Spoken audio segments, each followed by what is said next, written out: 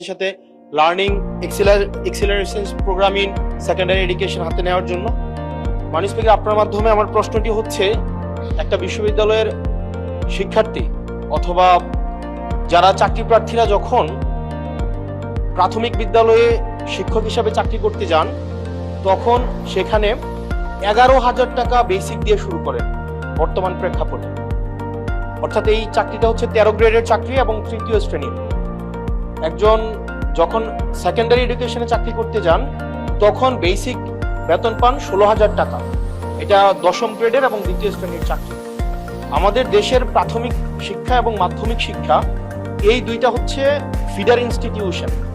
আমরা যদি ভালো শিক্ষার্থী ফিডার ইনস্টিটিউশন থেকে আমরা টারশিয়ারিতে পাঠাতে পারি, তাহলে সেখানে একটা রিসার্চ বেসড আমরা একটা আউটকাম পাবো। মাননীয় প্রধানমন্ত্রীর কাছে আমার প্রশ্ন, বর্তমান বাস্তবতায় 11,000 টাকা বেসিক এবং 16,000 টাকা বেসিক দিয়ে এই আসলে শিক্ষক হতে আগ্রহ নিয়ে এসে এখানে আসলে দিন শেষে সার্ভাইভ করা খুব কঠিন হয়ে যায়। সেজন্য প্রাথমিক এবং মাধ্যমিক শিক্ষকদের বর্তমান প্রেক্ষাপটে, আপনিও বিদেশে দীর্ঘদিন থেকে এসেছেন, আপনি সেখানে শিক্ষা প্রতিষ্ঠানগুলো দেখেছেন, সেই বাস্তবতায় আমরা এই ফিডার ইনস্টিটিউশনগুলোর শিক্ষকদের মান উন্নয়নের জন্য, তাদের বেতন বৃদ্ধির জন্য, যাতে করে বেশি বেশি মানুষ বা শিক্ষার্থী এই ধরনের চাকরিগুলি করতে আগ্রহী হয়, সেটার জন্য আপনার বিশেষ কোনো পরিকল্পনা রয়েছে কিনা সেটি জানতে চাচ্ছি মাননীয় স্পিকার। মাননীয় প্রধানমন্ত্রী।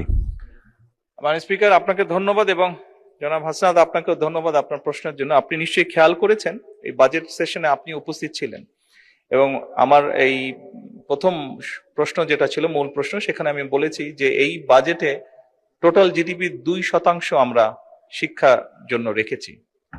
এবং শুধু তাই নয়, আমাদের যেটি পরিকল্পনা আছে, আমরা পরিকল্পনা মতন যদি আগাতে পারি, ইনশাল্লাহ আমরা শিক্ষা খাতে বাজেট 5 বছর শেষে 5% নিয়ে যেতে চাই।